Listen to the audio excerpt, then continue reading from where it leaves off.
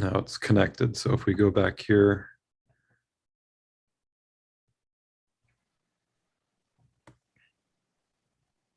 You are thoughtfully live. yeah, we're thinking about Zoom Live. uh,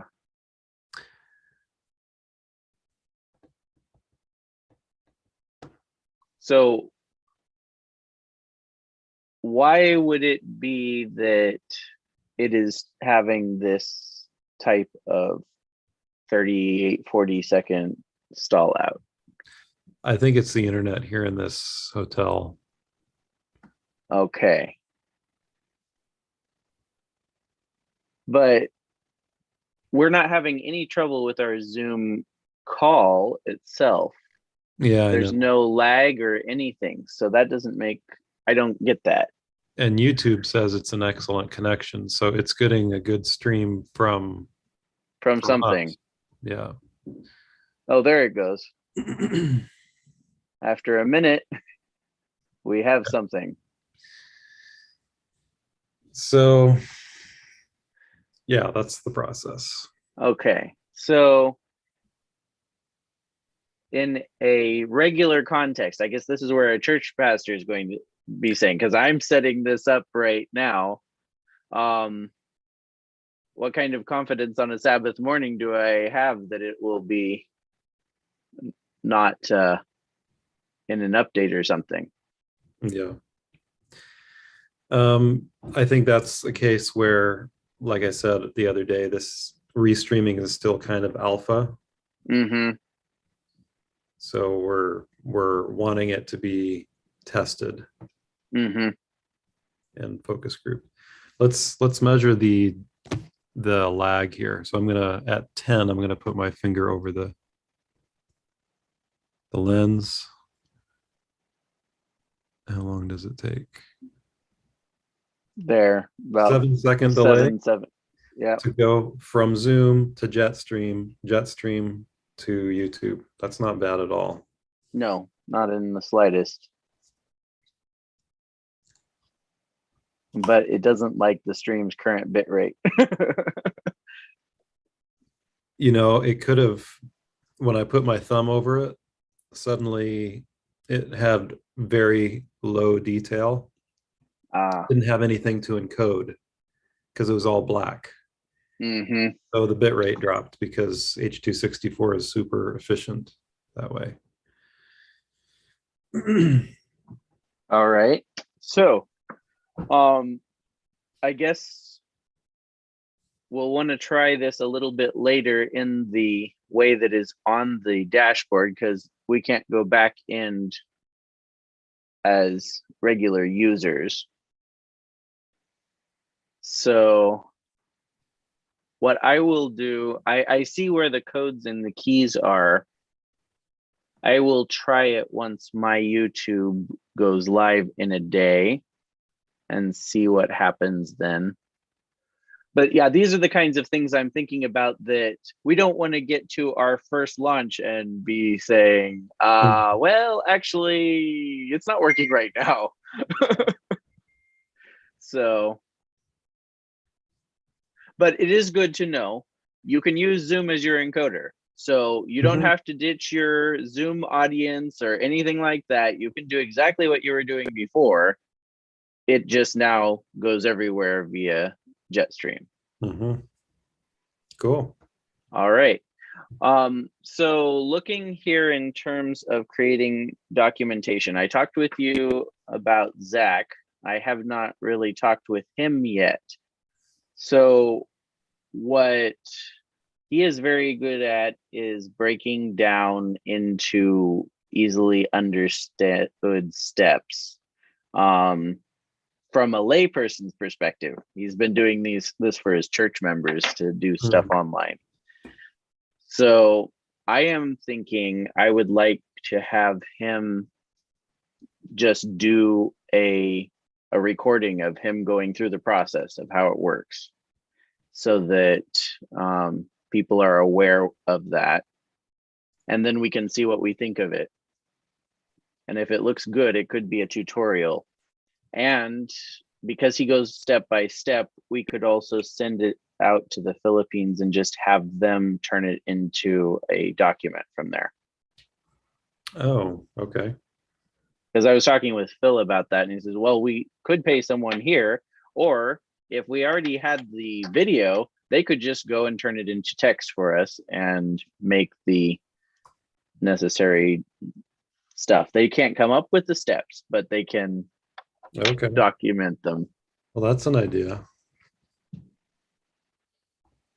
And then hopefully we could have some key aspect tutorials that we're able to add here. I think that just in this conversation, we've discovered a whole bunch of very useful things, because Zoom is already going to be a very commonly used platform. Mhm. And as such, this allows us. Now, here's my other question. Once my Zoom stream stops, Phil said that this was possible, but not live yet. Once my Zoom stream stops, is the stream archived? Technically, yes. But we're not exposing that inside the Jetstream user interface yet. Okay, because I'm thinking about from a church member perspective, it's like when you go live on Facebook, Yeah. you're live and then there's a little bit of a delay while they're rendering it now into a regular file, but then it stays there if you want it to be there. Mhm. So lots of people will just record their church service there and they want it to be part of their brand, their archive. Yeah. Yeah, definitely doable. It's just since right so far our main use case has been for 24/7 live streaming. Yes, which That's is a not different really, situation. yeah, it's not anything we've needed. But what does happen in the back end is everything that you stream up to 7 days gets recorded and is available at the back end. We're just not surfacing that in the Jetstream user interface yet. But yeah, Got it. that could be done. Yeah, so that I think that's the number one question that pastors were asking me. So I live stream this. Is it just gone? And Phil said, no, it is actually being recorded. So I think from a 24/7 stream, you don't need that archived in your brand. You would have a massive file.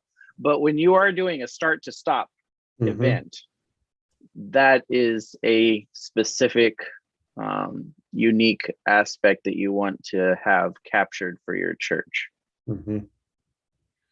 Yeah, and what I'd like to do, you might be aware that we're working on web-based editing capabilities. Yes, you had told me that. What I'd like to do is give pastors the ability, they could do something more advanced if they wanted, but just like tops and tails, like where does it start, where does it end, trim off the junk at the beginning and end, and add then, an opening screen. Yeah, exactly. They could have a like standard opener and a standard closer that Jetstream could just automatically put on automatically sandwich on there, and we're ready to roll. Yeah. Well, and I think that on a basic level, that's all that churches need. And that allows them to cut out any kind of preview entry stuff, because a lot of live streams, and this is an irritation, if you live stream your whole church service on Facebook, what ends up happening is they have to watch the entire church service, when the truth is most viewers only want to watch the sermon. Yeah. So being able to in Jetstream say, all right, we are actually just going to trim right to the sermon start, and then we can add that opener and closer, and we are ready to send it out. Yeah. Or even, because maybe so-and-so wants the recording of their daughter getting baptized. Yes. So you could put duplicate. You could duplicate.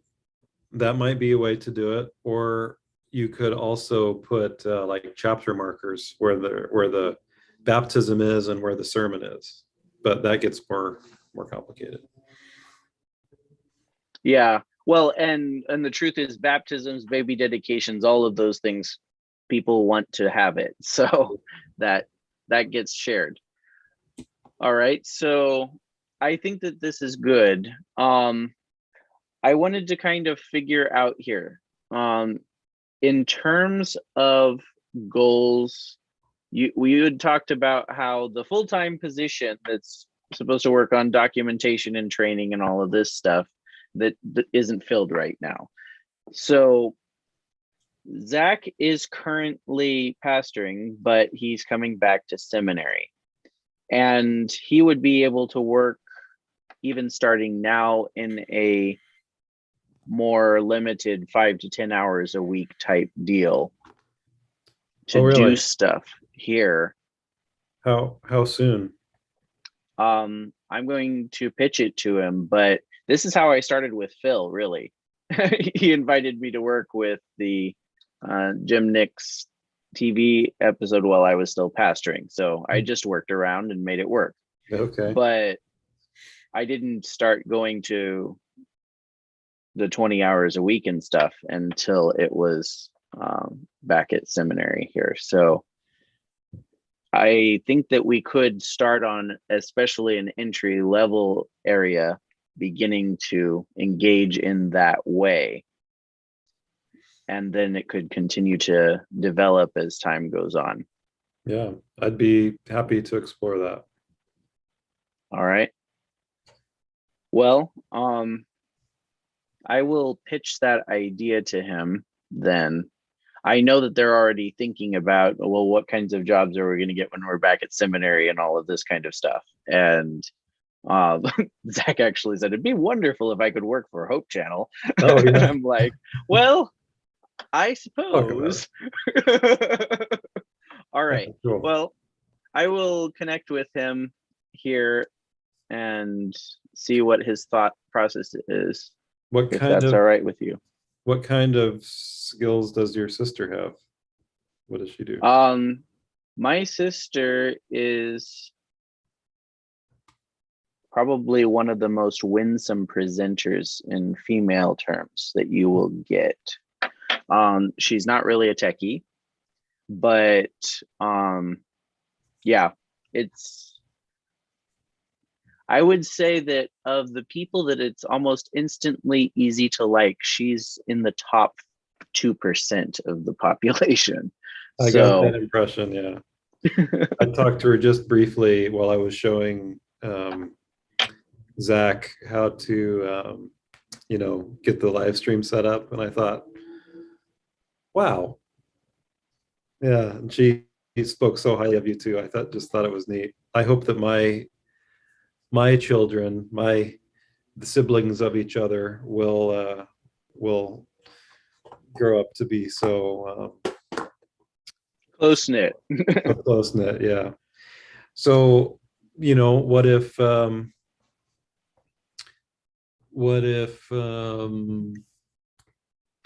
Zach were to create the step-by-steps, and then we could like record her presenting them in like a more I don't know, I'm just brainstorming here. Well, that's possible. I'm not sure that she envisions herself as a tech demo person. Yeah. They were actually there when I was doing my tech lab presentation, and she said, that was so amazing. I could never do that. Because yeah, she doesn't think in tech terms hardly at all. She likes it to work, and then she does her thing. And so that's kind of her cup of tea.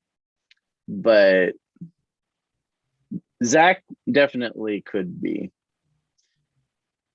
And I don't know. We'd have to see and play around with possibilities. But I have been thinking about some of the needs that Hope Channel has in terms of its full-time positions.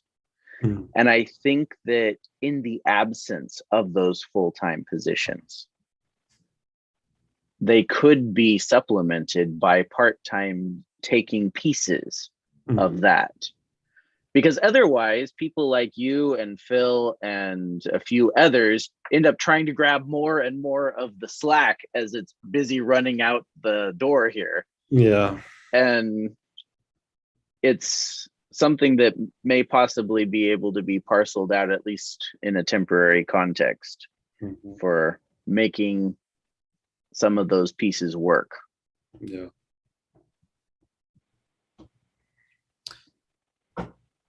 Another thing I think of is we always have a need for presenters. So if you're saying that she's a good presenter, like for spiritual things, I guess you mean. Yeah, no, in spiritual context, she is a pastor. There is no question. In fact, one of the things that is really cool is she was doing the Barnabas Project, and she did that in down in I can't remember what the 3 churches that she was doing the Barnabas Project was. So she was basically working as a lay worker. These congregations were death against female pastors. Oh. She worked with them for one summer, and they said, "Will you be our pastor?" Oh, wow. It was, and she came in within that context where she slipped right under their "we don't do female pastors" radar. But then all of a sudden, they started realizing we would like this, and so yeah, it's that kind of thing. I just had an idea. I'm responsible for the YouTube format of our Three Angels Messages brand. And we just ran out of content because the previous series has come to an end. What if she could write and present, like 5 to 8 minute talks on just various aspects of Three Angels Messages thing. And it doesn't have to be like Revelation 14. Like it can be, like the broad themes of that. Yeah, it touches the entire gospel and everything. Yeah. So just connecting it back to that concept somehow. What would I think that that's heading more into her cup of tea. Okay. I can pitch that with her because she wants to continue serving while she's while she's not pastoring, while she's at the seminary, and that would give her a potential outlet. I have not even pitched that idea at her, right? So, well, how about before you pitch it to her, just so that we do things in the right order, what if does she have like any sermons on YouTube or somewhere? Oh, yeah. Okay. Just have a little informal audition on YouTube. And yeah, let me go ahead and their churches are North Pole, Delta Junction, and if you go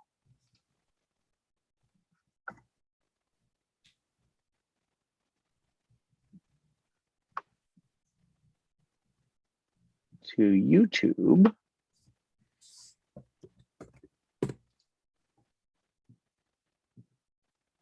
is the YouTube link they've got.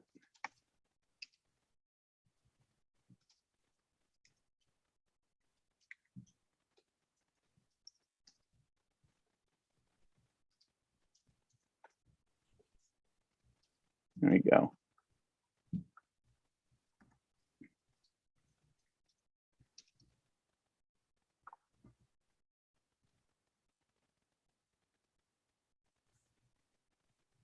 Can you like paste me a link or something? Yeah, give me a moment here. I am trying to see here.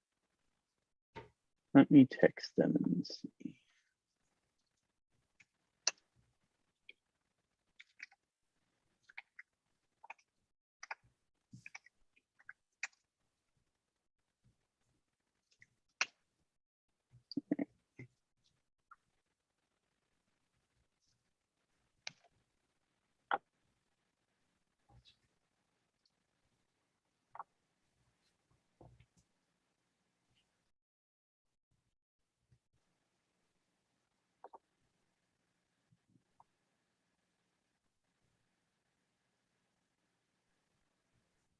I have texted them. I will shoot it over to you. Okay. But I do need to hop off here because I am going to go with my wife on an anniversary event. So I'll shoot it to you here this evening, though. Okay, sounds good. All right. Thank you, Very John. good. Talk to you later.